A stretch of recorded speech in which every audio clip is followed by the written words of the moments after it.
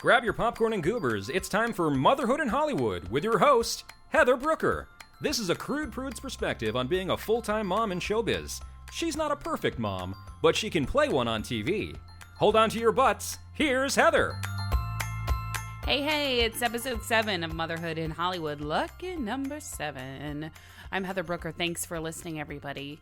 So, a lot of things happening in the Brooker household. First of all, I'm such a dope. I totally, in all my podcasting excitement for episode 6 last week with Allison Holker, I totally forgot to tell everybody to watch me on TV. I was on an episode of Murder in the First. It stars Taye Diggs. But the woman I was in the scene with, though, her name is Layla Robbins, and she's a character actress who has been, doing this for a very long time. She's very talented, and I was super lucky to get to do a quick scene with her at the top of the show. So if you get a chance, it's never too late. Go on TNT Drama, check out Murder in the First, and you'll get to see yours truly playing a British reporter. Ooh, I know, I'm so exotic. It's so funny when I posted originally that I had been cast as a BBC type of reporter. Some of my friends, like my friend Mark, was like, finally, we're taking some of the roles back from the British. There's a huge trend right now in Hollywood where they're just casting everybody but American actors. Like Aussies, oh my God, forget about it. Like, you come over here and you have even the slightest Australian accent, you get your own damn TV show. Same thing with the Brits. They're everywhere out here. And you know what? Good for them. Like, I think it's, if you've got the talent to back it up and you can pull off an accent better than we can, then, go for it. But it's just, it starts to get a little frustrating after a while because you keep seeing all of these great parts and these great roles, and they're going to British actors and Australian actors. But I'm not bitter, I promise. I'm so grateful and happy for the roles that I do get to play and the parts I do get to play. So everybody take a minute, go to TNT and check out Murder in the First because I'm on it. Hooray! Really quick, want to say a huge thank you to all of the people who have found Motherhood in Hollywood on Facebook. I see you guys. I appreciate you coming and interacting with me on the things that I'm posting there, and as well as Twitter. A lot of people on Twitter and Instagram have found Motherhood in Hollywood. So thank you. A couple of shout outs I want to give to the people on Instagram and Twitter. We want to give a shout out to Danielle Nordman. Hey, thanks. I see your tweets. Mabel's mom, Stephen Fury, Christian Odland. Hi, Channing. Oh, yeah. Channing wants to help do the introduction here, you guys. Yeah. Can you help do the introduction? Mommy's thanking everybody for listening and for interacting on Twitter. Yeah. Can we say thank you? Yeah, thank you all. But seriously, thank you guys so much. I do see your tweets and your Instagram posts, and I appreciate the encouragement so much. So does Channing.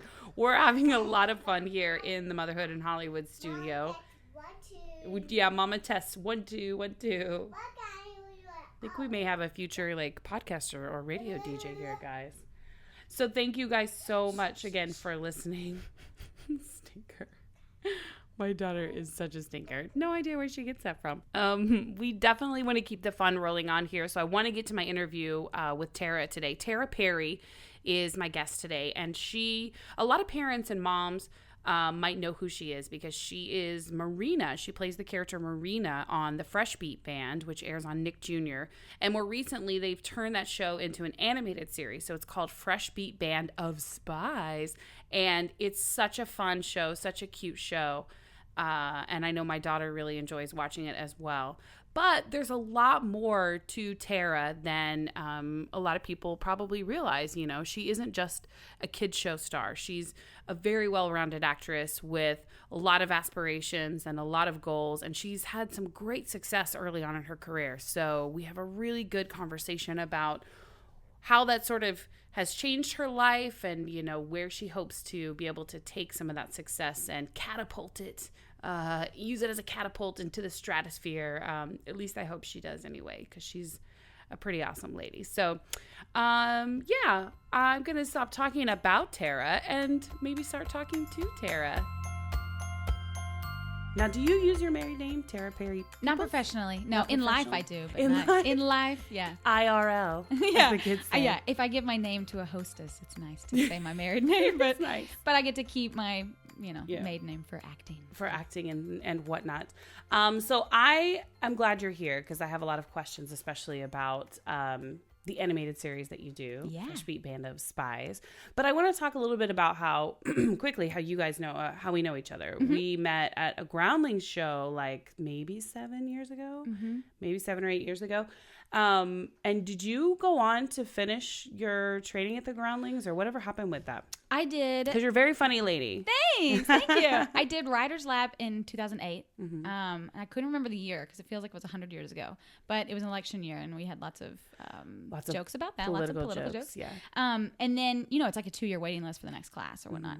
Mm-hmm. So I was on the wait list for 2 years. Yeah. And in December 2010, on December 8th, 2010, I got a phone call and they said, hi, there's a spot opened up for you in advanced lab. And I was so excited. And I was like, when does it start? And they said January. And I said, okay, here's the thing. I'm getting a phone call tomorrow that's going to let me know if I got a series on Nickelodeon. Yeah. And I said, so in a good way, in a way, if I don't get the show, I'll be happy to do it. But if not, I can't because I'm going to be on television. Right. And that's how it worked out. Right. So screw you and your class. Sorry, I'm on TV now. No, and then the next January, so it was another year later. Went by. They called back and were like, hey, we have another spot. We were told to check back in with you.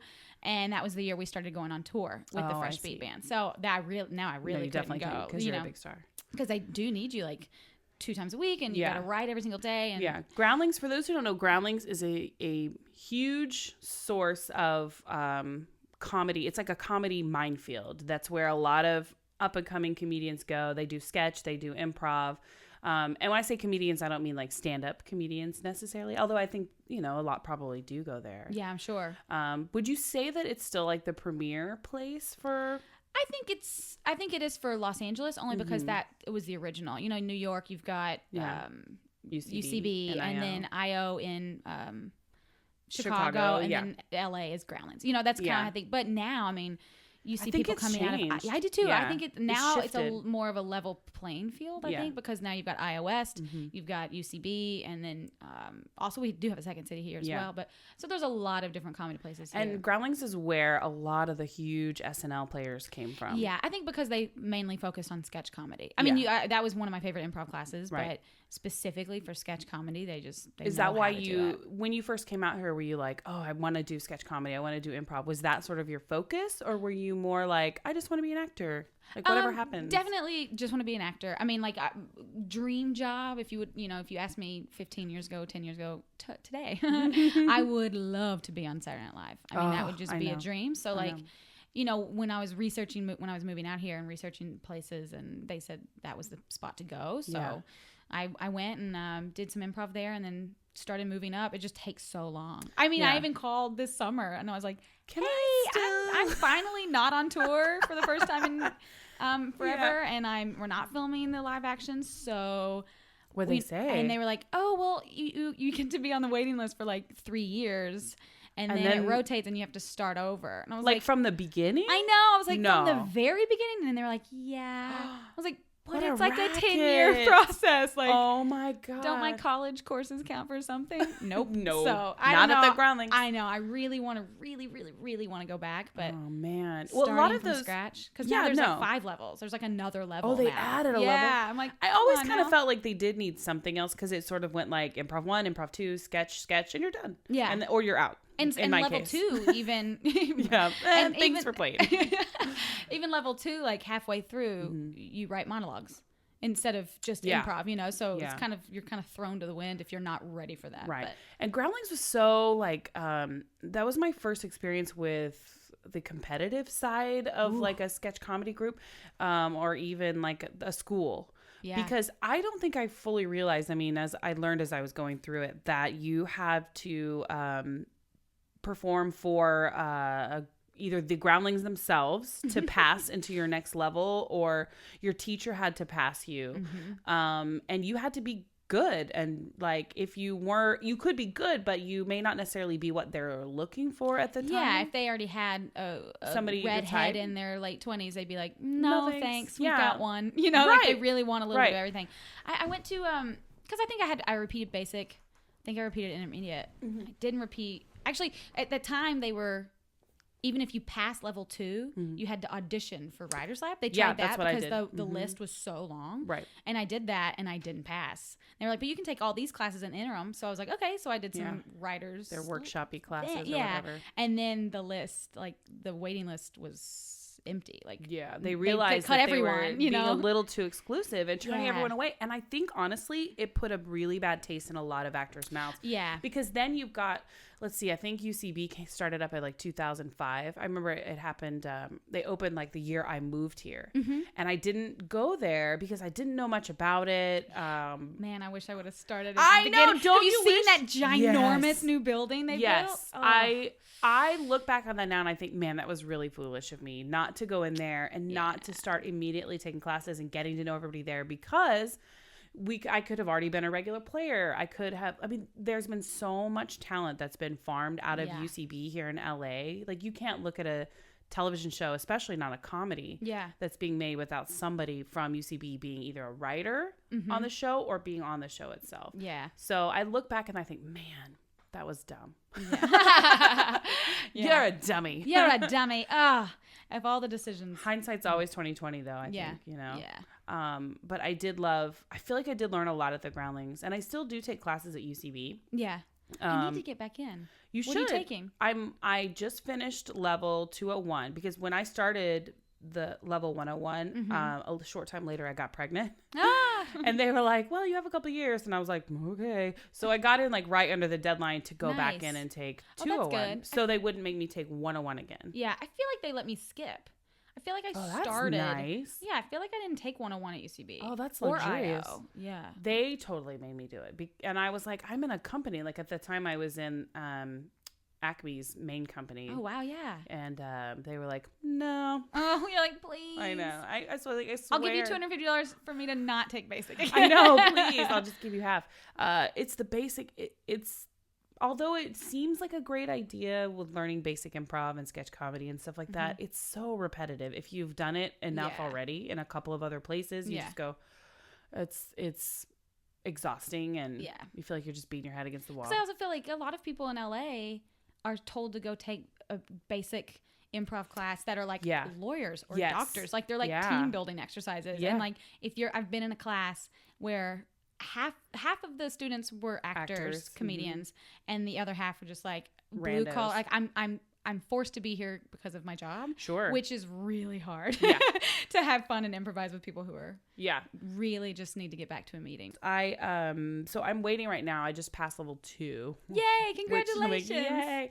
Which makes me feel like, I don't know, old, but you're right. Everybody in my level 1 class, it was a weird mix of like the young actors who are like this one girl was like just turned 18 and so excited to come to Hollywood, and I was like, oh God. I don't want to be the one to crush your dreams, but let me tell you something. Let me tell you something about Hollywood. A huge cigar, with massive a glass. He's like, where'd you get that? Hey, we're just in my purse. And then there was this older man who was like easily in his 60s.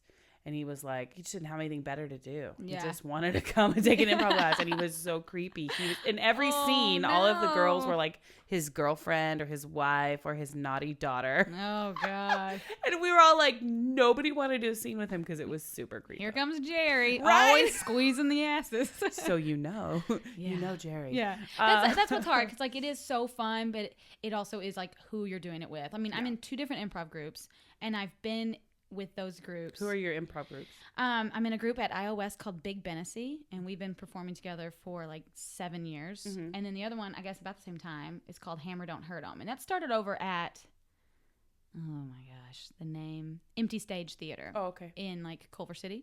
And then we've remained together because that theater closed down years ago, and we've remained together, and like we're a little homeless team. We just pop up at the Comedy Central stage or wherever there's an opening. Yeah. We do like once a month. And then the IO one, we're every Saturday night up in the loft. So that's great. Yeah, but when you've improvised with people that long, it's like yes, you're still improvising, but I'm like, I know what they're going to say. I And it's love really that. fun when Yeah. they say something that you're like, oh my God, I've known you for years and I would never expect you to say that, you know? Yeah. That's what's exciting. So you get to...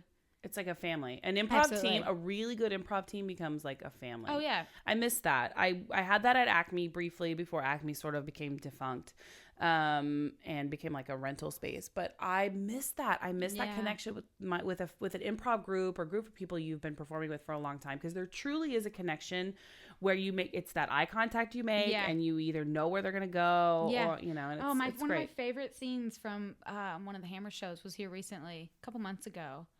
And it was a silent scene. It was like a 3-minute silent scene, and it was all looks, and it was like a couple that was arguing, but like the audience was like, we know exactly what you're doing, you know, and it's so fun, and you can't really do that. Class 2 of level 201 at UC, you know what I mean? So oh, improv, I do love it though. I know. Well, it's good to stretch that muscle. Absolutely. And do you take acting classes as well, or do you just? I do here and there. It's hard because, you know, it's like weekly, so you pay for a month, and then if you can't make up, and I travel a lot, so it's kind of hard. I was going to start back up in August, but I just booked a film that I'm going to be in Portland for 10 days. Next month, so that'll be really fun. So I'm like, okay, fine, September. September's a good school month, right? Starting class again. And I've taken it. I like lots of different classes, on camera cold reading classes. Robert DeVonzio is great at that. I've been at Leslie Kahn for a long time. Oh, you have? Yeah, Did you go there? yeah. Leslie Kahn is a really well-known comedy acting teacher. And she, like, if you have her name on your resume, everyone's like, okay. Clearly, You're an actor. clearly this person knows what they're doing. Because she just has that sort of a reputation for comedy. It's great. And they actually have 2 schools now, one in Hollywood and one in Santa Monica. And My friend Christy, I think, runs the one in Santa Monica. Oh, cool. Christy Sexton. Yeah. And then, like, you know, any audition comes up that's really big, they always have coaches available. And That's nice. of course, he's an actor and he's incredibly busy all the time because he's amazing. But Todd Stashwick used to be does teaching and stuff at Leslie's, and he'll still do some coaching, and he's on 12 Monkeys, and he's incredible. But he coached me on the Fresh Beat audition. Thank God, because he was like, have you watched the show? And I'm like, oh, clips. That's all, you know, as much as I can find, you know, doing research before it. But he had a daughter who watched the show, and he was like, that's be so bigger. cute. You think you're too big? Be bigger. And I was like, all right, here I go. So thank God for Todd Stashwick. It is really big. It is big. Now the Fresh Beat Band had already been in production for a couple of years before you got the part, and you played Marina on the Fresh Beat Band. So tell me how that sort of all came to be. Oh, let's see. In 2010, it was in like October. I got an email I was at a rap party and premiere party for my buddy's web series Legend of Neil. We were there to watch the finale. It was this big party. And I got an email at 8:00 at night that I had an audition at 2 p.m. the next day. And it said for a series regular. Yeah, series regular, please coach. And I was like, heart attack. Oh, God, yeah. So I instantly was like, I put my drink down. I was like, okay, that's done. Why, you didn't just keep drinking? I should have just to relax. But I called Leslie's and I was like, I need a coach ASAP, series regular audition tomorrow morning. They set me up with Todd, and after, I mean, I still enjoyed the party thoroughly, but went home, read, printed it all out. I had to sing, I had to dance, and I had to do 3 scenes. And luckily, you know, you're told to prepare 2-3 scenes, and then you get there and you're like, oh, we're just doing the first one, which of course can be great, or like, damn, I really want to do the second one. I know, because you do put a lot of work into it, especially for those series regulars, where you're like, oh, okay, now here's where I'll show them this level, and then I'll make this choice, and and then they're like, we're just gonna do this one line. Okay. Thanks. You're like, are you sure you don't want to see? No, are you sure? Are you quite positive? But yeah, so I went in, I sang Katy Perry's Hot and Cold. Oh my God, cute. Yeah. Because I was like, I need a pop song. And like, you know, I was like, I need a pop song and I need something that's like, I was like, it's opposites. It's a kid's song. And then watched the videos of them dancing and tried to mimic it a little bit. I mean, I've been a dancer all my life, so I can pick up choreography pretty quickly. So, yeah, you do a lot of dancing. A lot of dancing on the show.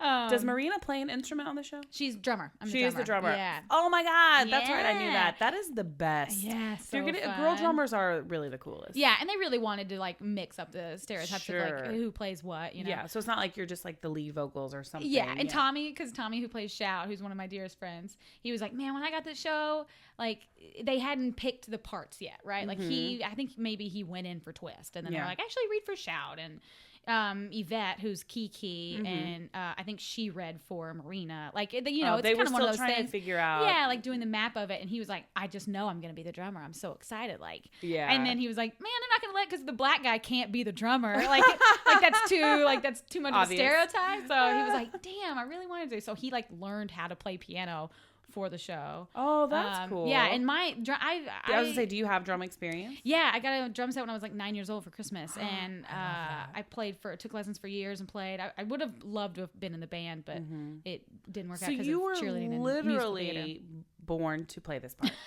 Is what you're telling me. I was like, oh, finally the special skills section came into play in an audition. Like, honestly, I think that helped. That is a huge part of like as an actor's life, is because if you have those extra skills like you do, there's something is gonna come along where you look the part and you have the skills to back it up. Yeah, you know? It's just, everyone out here is like, oh, it's all about luck, and I'm like, yes, but you have to have the talent to back it up. Like, yeah, you could get lucky every single day, but it won't matter if you can't, like, if you're show up and play. If you can't actually do the work, for sure. So, I went, the initial audition was in October. I went callback after callback after callback after callback, producer session. Do you know if you were up against somebody? Like, who you were up against? Yeah, there was, I think Nancy they saw Kerrigan, like that 500. Shit? Yeah. Just like take them out. Who is she? Is that what happened to the original Marina? I took her knees out. Be honest. Yeah. I mean, she was great. And this first 2 seasons, kids, they still air it. And kids still love her.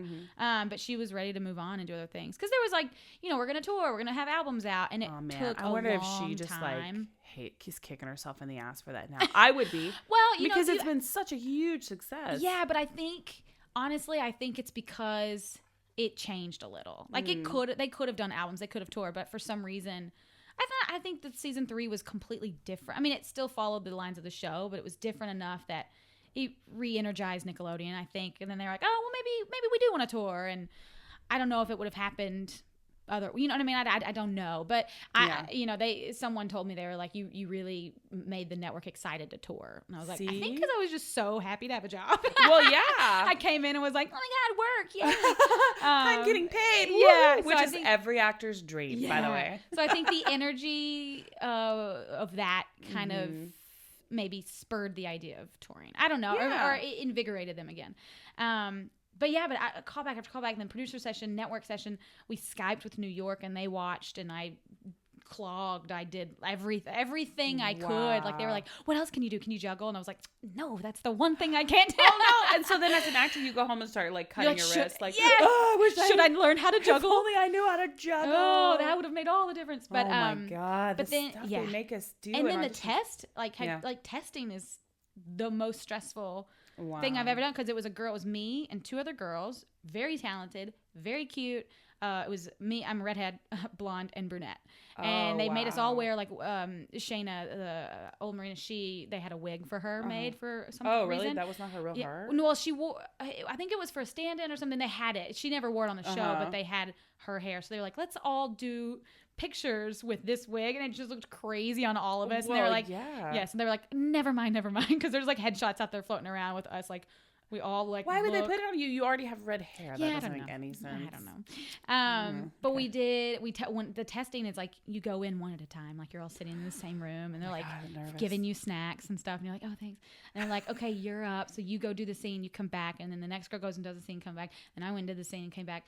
And then they're like, okay, now it's time to sing. So then we went in one at a time and sang. And then now we're gonna dance. And we danced as a group, and then rotated to who's in front. And then did somebody come in and like give you a dance that's like you had to prepare ahead of time? Yeah, we had a choreographer. We had like a session with one of the choreographers, and we worked for like 3 days on it. Wow. Yeah, and then they were like, "We'll let you know," and they called me on my birthday, which was really fun. So on my birthday, great. I was flying home actually, or flying to Nashville to visit Curtis, who was there on tour, and then I was just going to go home for Christmas from there. Yeah. And when I could turn my phone back on, like right as you're landing, I had a layover. I turned my phone back on and I got a voicemail from my agent. And I was like, oh God, here it is. Like I instantly was like, I'm going to vomit. No, that feeling I is know. the best, worst feeling. It's like know. exciting, but also your heart drops. And like we a little. live on it. Like as an actor like that, you just like, yeah. you crave that. Yeah. Ugh, we're sick people. I know. Well, it is truly like Tinkerbell. Like I need applause to live. Yeah. Is what she said. And I'm Yeah. like, oh my God, I do. I need constant validation. Someone love me.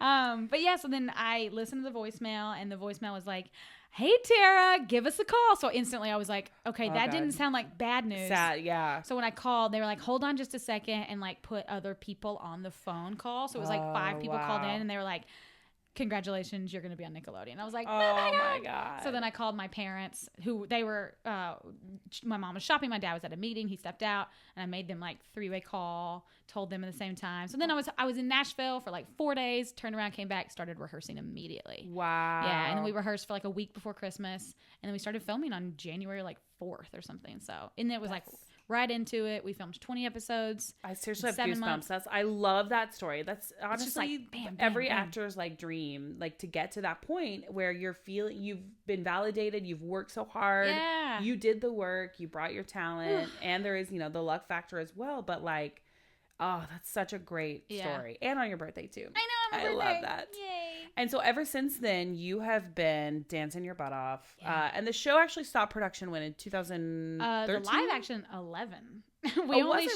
We shot 20 episodes for season 3 from January to July of 2011. And then that fall, like I remember we wrapped on July 5th and we flew to New York City to do the View the next day. Like we instantly left, and then we went back to, oh my goodness, was it 2011, the hurricane that was in New York City? Because we went back for like Arthur Ashe Kids Day. We were going to do this big performance, and then the hurricane came and canceled everything. So I left the airport. I was like, I'm leaving, because if we don't leave, they're going to keep us here because they're going to be scared. They're going to put us on a flight. And I was like, I did not just fly 6 hours to just eat airport growing pizza. up in Nashville, you probably knew. You grew up in Tennessee, right? No, Arkansas. My sister lived in Nashville for a long time, so I would go back and forth. But yeah. So you know about weather, though. Like weather will trap you no matter where you are, because tornadoes come through, big thunderstorms, whatever. They I've got shut it down. Crazy tornado stories. I mean, that's for another podcast. Yeah. The tornado show. Yeah. So we were flown to New York. We were there for less than 20 hours, and Tommy and I were like, we're going to a fancy dinner and going to a show. Like we made a trip out of it. So essentially I was flown to New York so I could pay for a nice dinner and to see Daniel Radcliffe in How to Succeed in Business Without Really Trying. Oh wait, was that the one where he was naked? No, I wish. That would be a very different show. What was that one, like Equestrian or something? Equus. Equus, yeah. I'm just gonna make up shows. Yeah. Equine love. Equine. I wish. But I did see that show twice, actually. Imagine the body confidence on that guy to just be like, here it is, ladies. Right? We've seen him as a little kid. Like, now I don't want to see your junk. I mean, maybe I do. I don't know. I haven't decided yet. I don't know. I've seen him because they did the parade, the Macy's Day Parade that year. We did that same year, and we were rehearsing next to each other. And I was like, yeah, okay. I get it. Is he short? Is he short? He's short. I mean, I'm 5'4", so I'm like, everyone's so tall. Everyone's tall. Yeah. I think he's probably like 5'8", 5'9", maybe even shorter. I don't know. For a guy that's short. Yeah. But I'm also like almost 5'9". Oh, you're so lucky. Every guy is tiny in this town. Every leading man is like, well, hello, and I'm looking down like, hello, it's nice to meet you, little guy. Yeah. I because I'm so short, I do get to wear the tall heels, the tall heels, which is nice. But yeah, they used to like build door frames. Instead of making them like 7 or 8 feet, they would make them, 6.5 to make the actors look taller. Right. Oh my gosh. That big imposing cowboy or whatever. Yeah, who's like 5'9". Yeah, exactly. Yeah. Well, I always hate it when they ask you for an audition. They'll ask you to slate whenever you go in, and they ask you for basically you say your name and your height. And I always sort of feel like I'm apologizing whenever I say how tall I am. Hi, I'm Heather Brooker, and I'm 5'8". Oh, I'm so sorry. You know what I mean? Because I know the leading actor is, whoever it is probably like 5'7", and they're going to be like, she's a giant. Yeah. I feel like, because I always wear like heels to audition. Well, for the most part, I guess. Just, you feel like you're at work. Sure. And the other day, I was at a commercial audition, and the other guy across that was like the lead of the commercial was like 5'8" probably, and I had on little heels, but I was his height, and so I just kicked him off. I was like, I'm just gonna do it barefoot. Yeah. And they don't see your feet, but like right, definitely made a big. Well, difference. whatever. It's strange why that would matter. I mean, I guess. Because anybody can be put on Apple boxes, or like they say Tom Cruise wore lifts in his shoes for years. He may still. I don't know. We haven't talked in a while. Yeah, and I do like Tom Cruise. I'm a big fan of Tom Cruise. Are you really? I am. I feel like I mean even through his all films. Okay. I'm a big fan of his. Not films. his personal antics. No. That I stay away from. But like I'm really looking forward to the new Mission Impossible. That does look like a lot of fun. I loved Edge of Tomorrow. Yeah, and Oblivion was cool. Edge of Tomorrow was so cool. I feel like no one saw it. You know what I miss? I miss old Tom Cruise. I miss like Days of Thunder, Top Gun. Man. I miss that Tom Cruise. And then he started doing that weird shit like with Magnolia. Remember when that was so bizarre? You know, that weird ponytail? Which is awesome though. I mean, the movie is pretty cool. And I liked Vanilla Skies, but the whole time, this was before I knew he was gay. No. In Vanilla Skies, I was mad at Penelope Cruz because I was like, you're a homewrecker. Because that was right after he and Nicole Kidman are getting a divorce, and everybody said he was going for Penelope Cruz. Oh. So all I kept thinking was, she's a homewrecker. She's ruining this perfect marriage. I've heard that Nicole Kidman had a thing with Ewan McGregor during Moulin Rouge. Oh, like, that's what spawned it. Hello. I mean, how could you not? God. Every time he opens his mouth on that. Dreamy. In that elephant. I have goosebumps right now. I know. I mean, he is just. And he's a great actor, too. He's a great actor. Talent is so sexy. Yes. Like, talent is so sexy. Like, you could take, like, just an okay-looking guy, but if they're a really great actor... Oh, my God. Yeah, it's really sexy. Oh, I mean, you take a guy that you're like, oh, yeah, okay, I can see it. Mm-hmm. And then they open their mouth and they can sing. Mm-hmm. Or they play guitar. Or they dance. Or they're funny. You're like, oh, I get it. you're like, whoa, lady boner. I get it. You know, it's really... I'm into it. It's really funny. Yeah. Like like Kevin James. Have you seen Kevin James's wife? No, but is she like gorgeous? Hottie McHottie 3000. Really? Yeah, and you're like, get it, Kevin. You know what I mean? Like, because he's probably like, he's even said he's like, I'm a schlubby dude. And you're like, but also rich and funny and famous. So there you go. The trifecta of that hot ladies are drawn to. Dreamy actors. Chris and I have a celebrity sandwich where if I've become a huge star, there is a couple of people that I'm allowed to, Oh yeah, like your top. What is it? Your five or your top five celebrity? But I call it my celebrity sandwich because I want two at one time. Now we're talking. Really I've never done this. You've before. never done the celebrity sandwich. Never done a celebrity sandwich. So, but it can be real when you live in LA. Like it's weird. Could be real. Like but, it's like. I've met some of the people that I've like been like, haha, they're on my list, and I'm like, oh God, I've met them, and you're like they're right in front of you. You're on my list. This could happen. Yeah. Curtis, is this like, gaunt? You just text my husband real quick. Yeah. Mine is Chris Hemsworth because he is. Oh my God. Do you think he's hot at all? Oh my God, he's everything. He is so dreamy, and the Australian accent is not hurting. Mm-mm. And then sometimes the second spot like rotates like as it should constantly. And Justin Timberlake is in it pretty regularly is he? Because dance and sing, and That's he's funny. True. Yeah, if you can dance, you're like, all right. I know. If I can see your hips working like that on stage, right? I know exactly. For a while I would think Channing Tatum would be in it, but my daughter's name is Channing. Yeah, you really messed up. Like, you should have thought about that. I mean, you should have been like, I love the name Channing, especially for a girl. And she's like, I've met her, and she's adorable. She's like Channing. You know what I mean? She's a Channing. And she like fits her name. Personality to a T. But you couldn't moan the name Channing ever. Oh, I really effed myself. Sorry, Channing Tatum. We can't ever do it. Or at least maybe I'll call him a different name. Maybe I can work something out. Yeah. But he's gorgeous. And like with my daughter's name, actually, she was named after this girl I knew in 8th grade. Mm-hmm. We were really good friends, and she was one of my best friends, and she had an older sister named Channing. And this girl had like beautiful blonde curly hair. She was incredibly talented. She was an opera singer at like 18. Like who does that? Yeah. And could play the piano. Like she was just like I had like one of those young girl crushes. Like I want to be like that. Yeah. Except I don't have any of that talent. Yeah. But I just always loved her name. And I remember going to tell my mom like, if I ever have a kid, I'm gonna name her Channing because I think that's cool. Yeah. And my mom, of course, boo-hoo, starts sobbing like, oh my God, grandchildren, that's the best. I can't wait. So no pressure.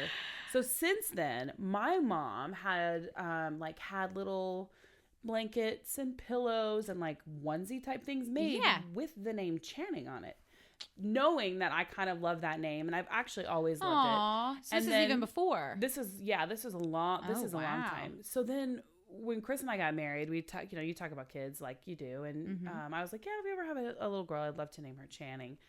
And then fucking Channing Tatum comes on the scene with his dance movies, his Step Up, and his, whatever, and abs, and his gorgeousness. And I'm like, oh, what do I do? Because now for the rest of her life, people are going to go, oh, like Channing Tatum. Because some people go, oh, do you mean Channing? Like Channing Tatum? Yes. Just like Channing Tatum. Same thing. So now I totally have a crush on him, but I can't verbalize it because people are like, that's effing creepy. Yeah. Although I think I just did verbalize it. You could just call him Mr. Tatum. Mr. Tatum? Just call him Daddy. Yeah. We joke. Chris and I joke about having another kid, and we're like, maybe we should call her Tatum. Yeah. And then we got Channing Tatum, get over here. People, that would not be creepy at all. And then we could completely deny, be like, no, we didn't. Be like, Channing Tatum have nothing to do with it. Like, who's Channing Tatum? Yeah, who is that? She's named after Tatum O'Neal. Yeah, exactly. and it's my friend Channing. Obviously, it makes perfect sense. Okay, so who's in yours? If you had, and who have you met that's in your sandwich? That's what I want to know. I mean, well, Curtis is a singer list. and a songwriter, so he, tours a lot and he gets to, Curtis is your husband of 2 years? 3 years? Yeah, and it'll be 2 years in October. We've been together in September, it'll be 10 years. Wow, you're not old enough to be with somebody for 10 years. I know. I moved out here. I dropped out of college. Oh, no. And moved out here. Don't do that, kids. Don't do that. Stay in school. Well, unless you become pick up a trade. Actor, yeah. Maybe don't get into $200,000 debt. Repairs, well, yeah. Yeah, man. We need people with trade skills. But yeah, so I moved out here at 19. So, and I met him at 19. You met him when you moved out here? Yeah. Okay. So I've been out here for like 8 months. So. And he's a musician? Mm-hmm. Is he like a songwriter? I was gonna say, is he lead vocal, like he does his own stuff, or does he do background stuff? Yeah, he does his own stuff. When he tours, he tours as himself, and he'll bring a band, or he can do acoustic as well. Excuse me. But he's been writing a lot too now. So he's like writing with these people who he's looked up to. Writing music or writing like scripted stuff? Writing music, okay. Songwriting and stuff. Yeah, I know in LA you're like, does he write film or TV? Yeah. Does he need any mom type actor? Yeah. What kind of stuff? That's the general response when people are like, "Oh, I'm a writer." Oh, really? What do you write? I love writers. Oh my god! But so this weekend, he came in on the 11th hour of the last album that just came out in June for Third Eye Blind, and what? Yeah, that's awesome. So he worked on that, and we've been. I've been spending that every other day the past 2 weeks with those guys, which I love. Brad, the drummer, and his wife, we've been good friends for a long time. So I feel like I've already met them all, but this past 2 weeks they've been in Irvine twice because one show got flooded out. Paso Roble, and I shot a music video with them. So that should be coming out pretty soon. Children are not allowed to watch it. No kids. It's definitely I get to go back. I always did adult content, humor, not adult content that made it sound like I did what porn. Do you mean? Like porn? I did a web show called Movie Maven, and if you watch all that, I was actually scared I wasn't going to get the Nickelodeon job because I cuss like a sailor, I have low cut shirts on, that's stuff I think about too, because I definitely have a potty mouth. And then I've got this show I'm doing now where it's just me, I'm myself. Yeah. And I try not to be inappropriate with the cussing, in front of my kid. Sure, yeah. But I worry that if I am up for a Nickelodeon or Disney type show, if anybody who ever listens to this, they might be like, Yeah, I know. It's almost kind of it's the equivalent of I'm a nurse and my profile picture, I'm holding a bottle of, vodka, or chugging it, Yeah, heroin. So people would be like, we can't hire her. She's a party animal. You wonder about that because honestly, that is in the industry. They say, or, there's a big, I don't know, movement right now where they're be an actor on social media, make sure that you've got your headshots up and that you're presenting that actor side of yourself so that... It's a weird time to be an actor. Yeah, it's really weird. There's so much self-promotion. Because they say casting directors look on your social media to see if you're fuck Disney or something, because then Disney won't want to hire you. By the way, we do not say F Disney. We love Disney. I'm drinking out of a Disney mug right now. See, we're big fans of Disney. Mm-hmm. But anyway, don't tell my bosses at Nickelodeon. Yeah, well, Mickey Mouse mug. But it's a weird kind of balance, and I wonder how you do that, being on a kids show. But obviously, you're not that Marina, that big, bright, everything is sunny. You know. Yeah, I mean, you are, but it's funny because kids like. You know, our audience is a bit younger. So, like, I would meet kids on tour and they look at you like you are Marina. Yeah. A 7-year-old came up and we're like, what's your real name? And you're like, oh, cool. So you get it. You know I'm an actor, you know. And then some parents are like, I don't know. Some parents are a little strange about it. Some people are like, Marina, in front of their kid, they'll call me Marina, obviously, like, to keep up the show. That's great. And then they're like, we've watched you on 2.5 Men. I had to, like, make my daughter leave the room. And I'm like, are they, like, rude about it? Some have been. They're judging. Yeah. Yeah, because they're like, Stop they don't it. understand. I'm like, well, hey, don't let your 4-year-old watch 2.5 Men. Men. Yeah, like, my tits are out. Like, I'm just like, I'm making out with Ashton I need to see Kutcher. this episode. Oh my God, it's pretty hilarious. I, like, definitely made out with Ashton Kutcher, who was so sweet. Yeah. Oh my very, God. very respectful. But yeah, you know, that's got to be a tough balance, because Fresh Beat Band is your bread and butter right now. Yeah, you know, absolutely. And but you also, as an actor, want to show that you can do other things. I mean, I auditioned for Masters of Sex for like I think like 5 or 6 different roles. Like, and I can go in, but then if they're like, hey, we changed the script up, now you have to do a topless sex scene or be something. like full nude. Yeah, and I'm like, I can't really do that right now, especially under the touring contract and the live show. There's a morality clause, and I legally can't do it. Yeah. But you know, it's different now because I'm just a voice, so like I can actually. I can't show my tits on Master of Sex. So, you know, it is hear like, that, everybody? Do it now. Better be quick about it. But yeah, so, you know, I can do more grown-up roles now, which is great.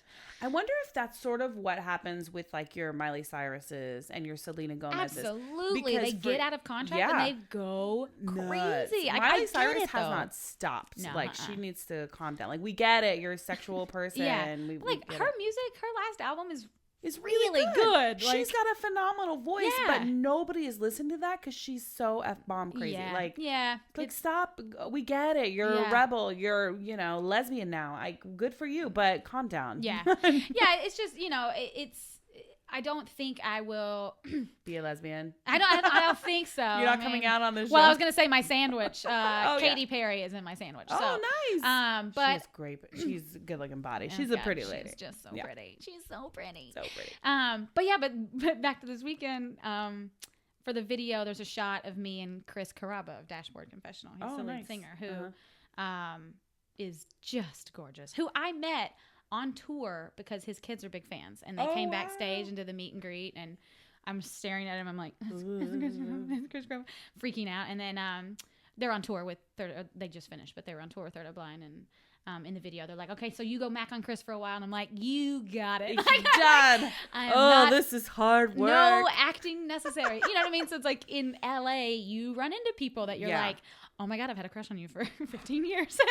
And then you meet them. You run into amazing, awesome people. I see David Spade. Oh my God, I love David Spade. I would just like start. I wouldn't be able to quit quoting Joe Dierte. Like I would just be like Joe Dierte. Yeah, I would be like constantly making. He is the one guy I see everywhere. I'm like, really? That's what, does he live in this neighborhood? No, but like especially when I was doing stuff at Groundlings or whatever. I think maybe he lives somewhere. I don't know. I feel like maybe he lives somewhere. Yeah. But like I would go out and I'd be like, why is David Spade at this bar? Why am I at this bar with David Spade? Am I cooler than I realize? I don't know. Yeah. Or is David Spade less cool than I thought he was? Yeah. It's just weird. He's the one celebrity I've seen everywhere. That's really funny. I saw I was at the Spike TV show Tut. It was like a special miniseries, right? Mm-hmm. So I went to a party, like the premiere party for that. And afterwards, it was at the Chateau Marmont. Le Chateau Marmont. The very Chateau swanky. Marmont, which I'd only been one time. This was my first time to go. And I saw Sir Timothy Dalton. Oh. And I was like, yes.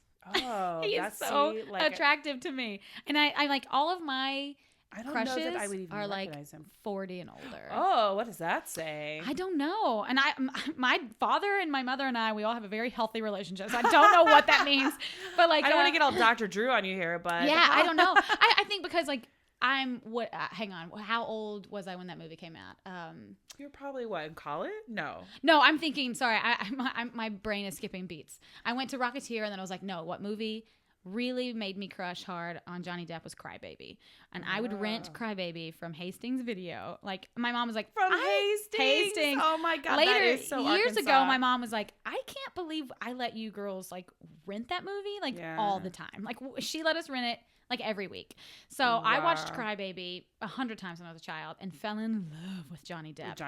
So, and he's what, almost still 50 now? You think Johnny Depp is still sexy? Hell No. yes. Oh my God. Yes. Robert Downey Jr. Yes. Okay, yeah, I'll give you Robert Downey Jr. I mean, I cannot give you Johnny Depp though. He looks like he smells like camels and just cigarettes and BO. I just want to clean him. Oh, that's sexy. That could get sexy. That's that. Yeah. I like Johnny Depp circa like 21 Jump Street and all that, but not, and maybe Cry Baby, but not Johnny Depp now. He just I can is handle too it. Weird. I'd handle it. I'd be like, you just talk weird to me. So you're like Alan Rickman. That's a weird one. That is a weird one. I think I would let Alan him. Rickman? I would let him read like sonnets 70. to me. I know. Very slowly. Very slowly. So that's your my radio voice. like top 5 is old men, basically. Yeah. But I also, like little Joseph Gordon-Levitt is adorable. Everyone loves Ryan Gosling. I think he's cute. I just don't think he'd be on my 10. If Curtis was here, he'd be like, beautiful. no, you love, and he would like be naming them all. And I'm like, oh yeah, I do like them. Like, who else is like There's just so many. I'm like, all I know is Katy Perry's in there somewhere. She's in the sandwich somewhere. She's there. Yeah. But like, who's like someone that I should be saying? Like, Who's hot right now? like Tom Hardy. Well, Yes, Leonardo please. DiCaprio, older guy. He's sometimes in my sandwich. Yeah. Is it just like the I mean, maturity of them, do you think? I think, but I've also been crushing on them for like 20 years. Like Matthew Perry from Friends. Yeah. Like, He's funny. He is, and he's adorable. Yeah. But like Johnny Depp, like I can't believe he's 50. You know who I think is really sexy is Ed Harris. Is that weird? No, I'm into it. I don't understand. No, I'm so into it. What movie was he in recently that I watched? And like for the first time, he's like looking older because he's looked 45 for 20 for a long years. time. You know what I mean? Because of the hair, and I I feel like I need to open IMDb or something. He's looked like my dad forever. Wait, and you said you were into it? Yeah, I know, right? That's creepy. He's got the bald head, and my dad was bald. I always thought Ed Harris was really sexy, but I always liked Ed Harris from The Right Stuff.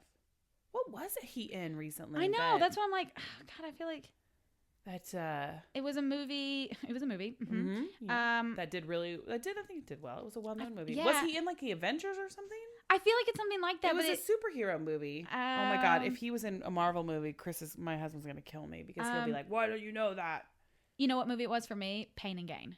When I saw him for the first time, yeah. like, oh, he's older. He was in Snowpiercer and Gravity. Were those the ones that you were thinking? Maybe it was Gravity.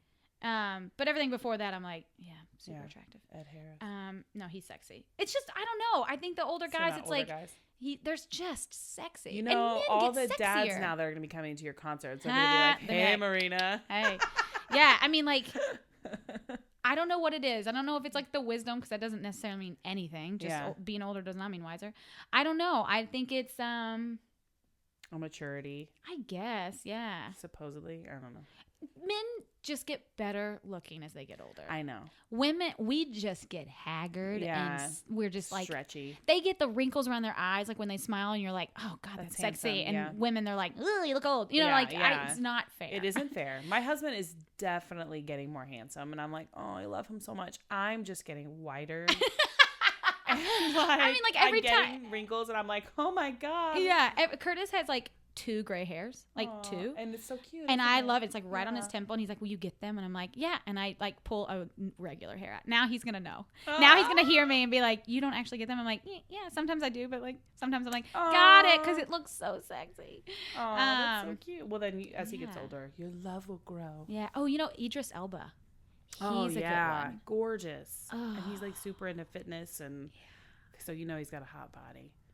Are you guys talking about having kids? Do people ask you constantly? People ask us all the time. We're like the only group in our we're the only couple in our friend group that is married without children now. I do feel very lucky that like when we do have kids, all of our friends, they'll have like I'm like, maybe they'll be old enough to babysit at this point, Yeah. but like, no, they'll definitely have friends. I just in this wonder age. with being on a kid's show if you ever feel that extra pressure or if people are, you know. It's funny. You know what? Touring for 3 years and doing meet and greets every day after shows. Like, I love doing the meet and greets. Like, I bet that's having a so conversation cute. with a 4-year-old is hysterical. I bet they are. And plus, if they're meeting their idols, Oh my I bet they're gosh. just like the cutest thing So ever. cute. I mean, they're either screaming because they don't like that you're not 2 inches tall inside of a television. Aw. You know, like you're big. It's Yeah. kind of like sitting on Santa's That's lap. what It can Channing freak did them out, when you she know? met Olaf at Disney. Oh, yeah. She screamed at him, and I was like, Yeah. "Ooh, let's walk away." She's like, I promise she loves you. Bye. I know. Yeah. But kids will. I remember this little kid. He was like, I had fun at the show, but my goldfish died before I came, and I had to flush him down the toilet, and I ate a cheeseburger for dinner. And I'm like, cool, man. He's like, bye. And you're like, that's what he wanted to tell me. Like, he could not wait to tell me. Oh my One God, little that's so girl, cute. it was in Dallas, and I was like, did you have fun? And it's always cool when the parents say like, yeah, we saw you last year too. Like before we see the kid, and then we get to be like, wow, look how tall you've gotten. And then it Yeah. just blows their little minds, you know, Oh they're like, my they God. remember me. Oh, I love that. But I was like, did you have more fun this year? Or did you have fun last year? Did you have even more fun this year? And she was like, I had even more fun this year. And I was like, oh, that's great because we have the new songs. And she said, no, because my mom finally let me have a hot dog. And you're like, Priorities. right on, man. Yeah. But like, as far as having kids, like, it's so fun. I love that. Like, seeing families experience something like that together is so cool. And then they start screaming and they're like, we have to go. Come on, we have to go. And then you're like, yeah, I can wait a few more years.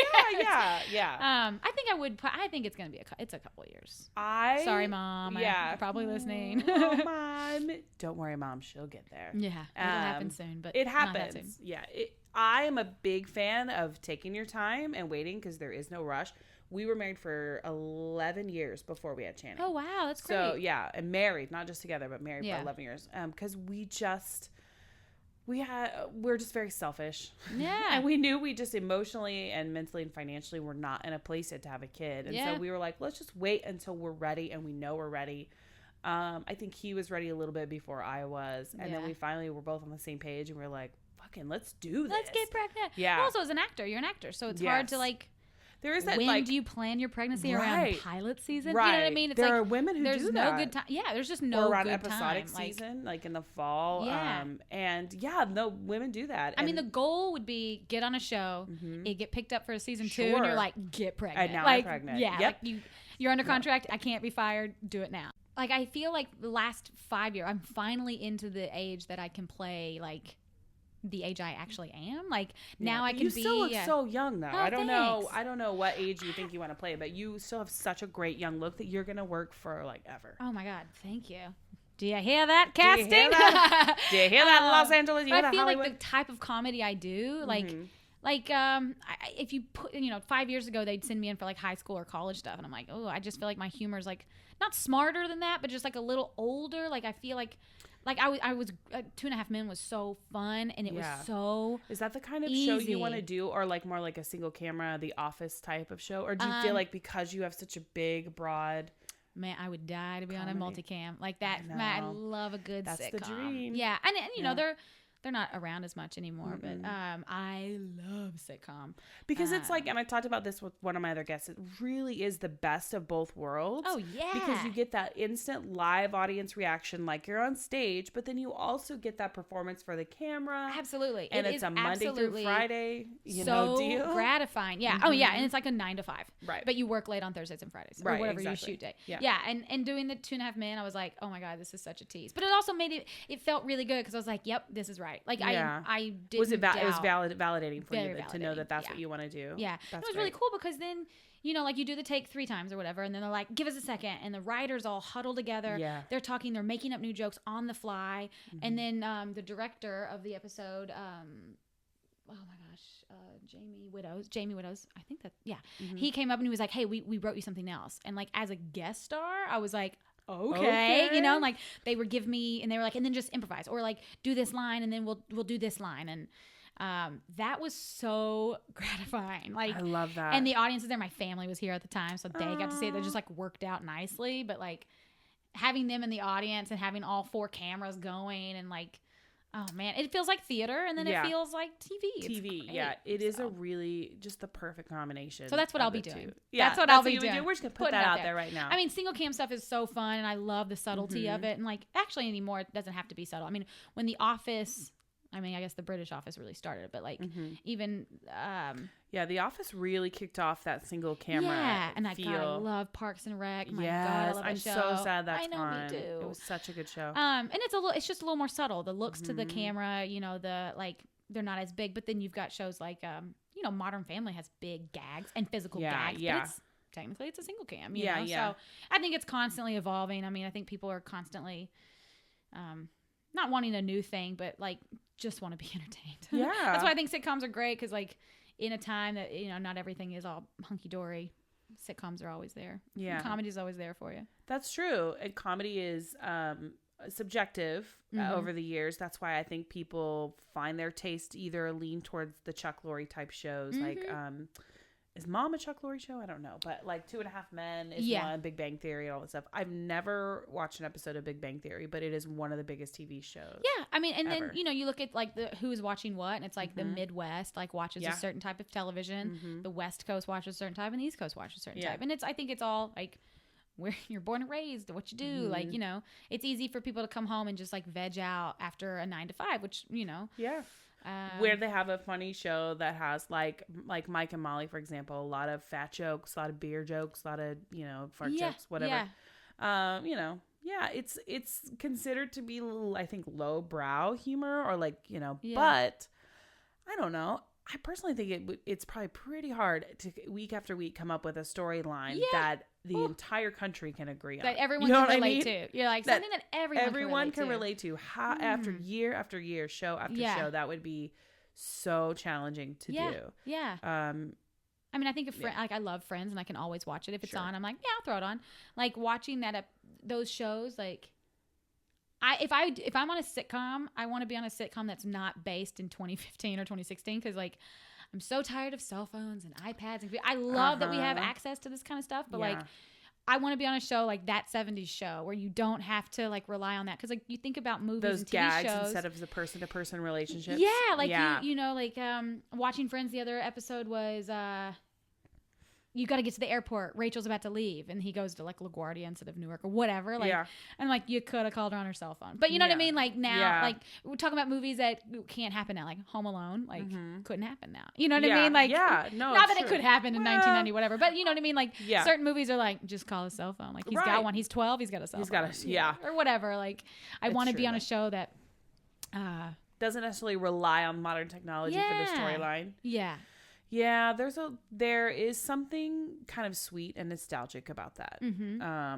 About doing a show like that. Yeah. Like I want to where's like Reality Bites as a sitcom? like a sitcom version of Reality Bites. Yeah. Of a bunch of like misanthropic hipsters with no cell phones, and they just hang out. What do they hang out? The convenience store? A record store. Like just listening to music and like talking about what movies I can't wait to see. Like, did you hear about Die Hard? And you're like, yeah, man, I can't wait for it. You know, like that. Because like, that's funny. If someone takes that idea and writes it, just make sure I'm in it. Yeah, exactly. So, are you? While we're waiting for your sitcom to come along, yes, are you still touring?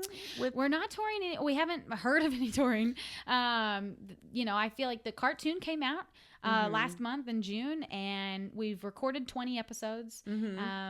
They've aired 13, I believe. A new one airs today, Wednesday, and then a new one Friday. So they're like rolling them out, and I think it's I've heard it's doing really well, which is great because I'd love to do more. Yeah. So tune in if you want more. You gotta tune in. Everybody watch Band of Spies. Fresh Meat Band of Spies. How is that different from doing the live show?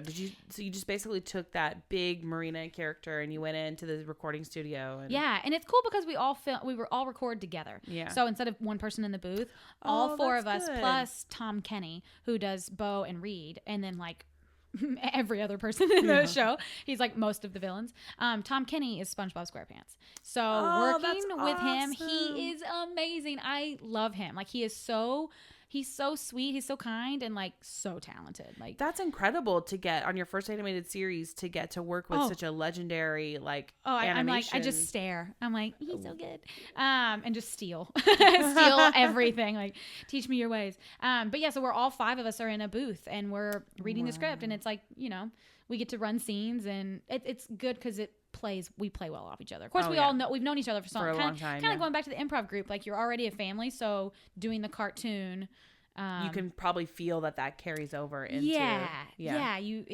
it just felt natural. Like so and our show is very like the live action show is cartoony almost. Yeah, so it is. It was an easy switch. It's a really fun show. I've watched it a few times with Chan and she'll just stare.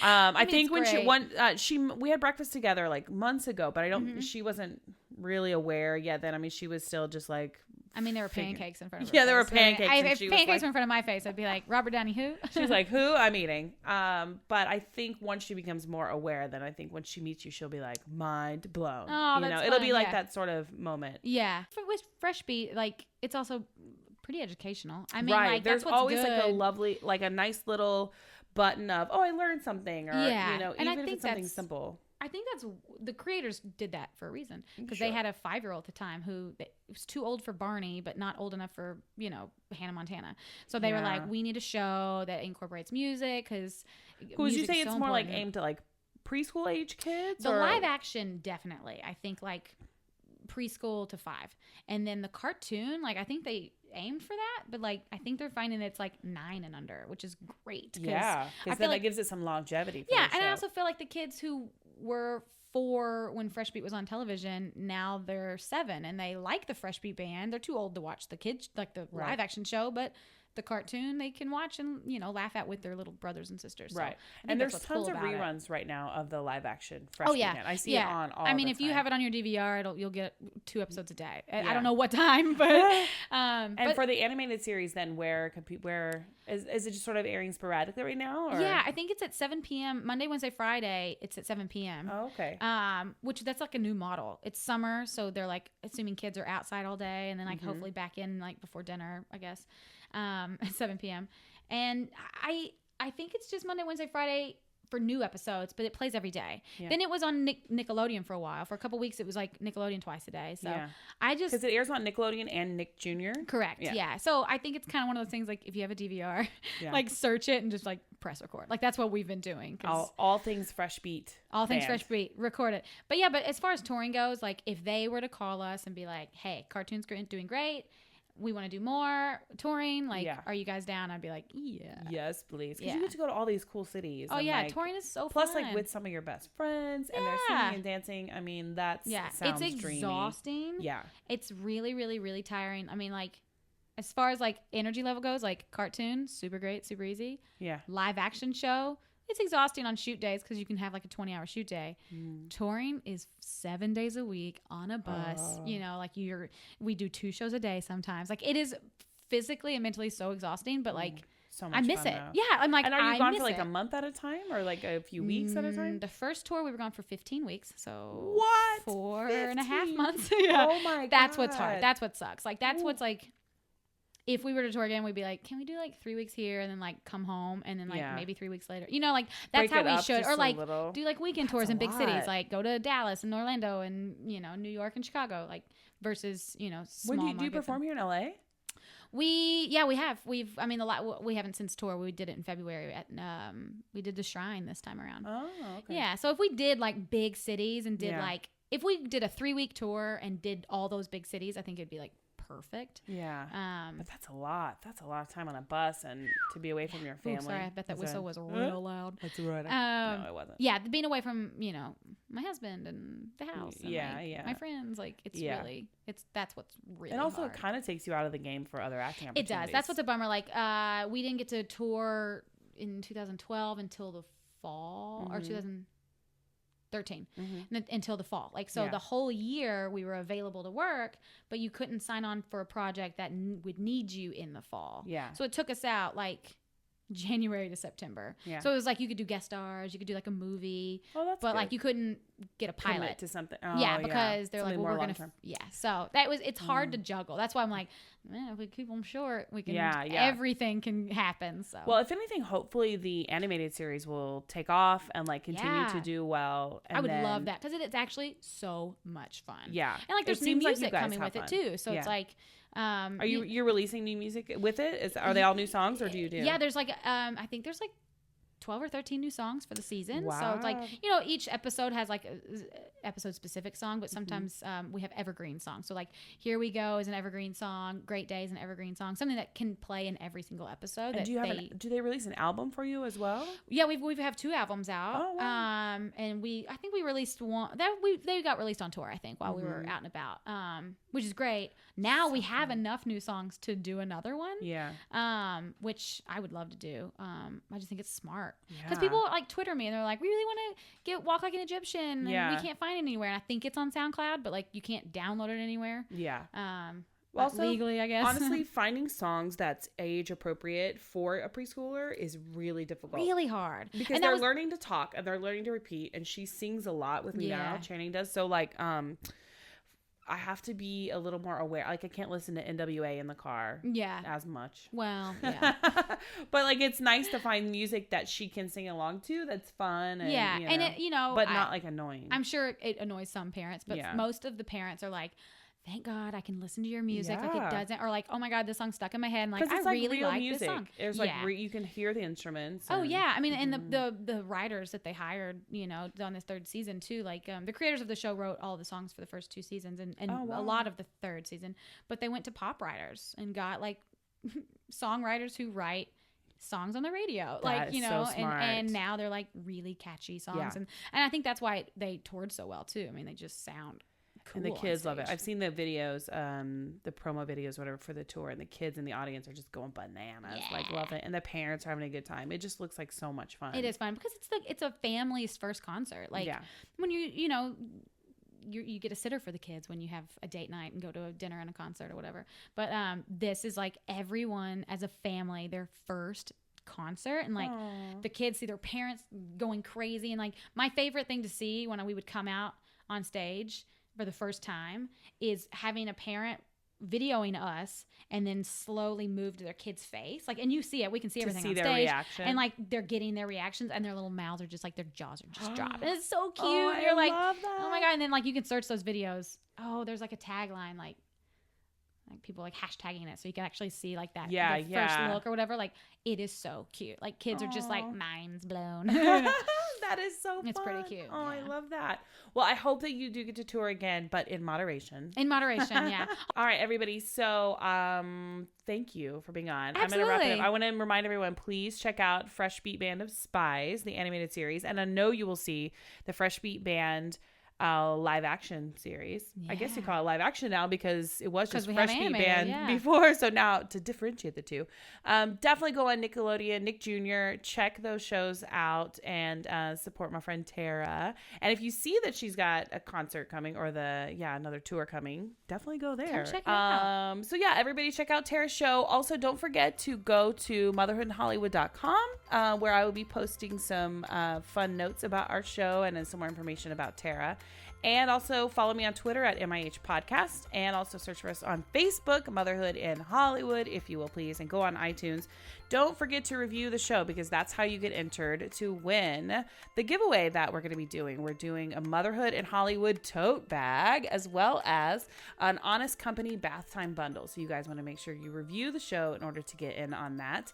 And thank you so much for listening, everybody, and we'll see you next week. Mama, funny. Balls.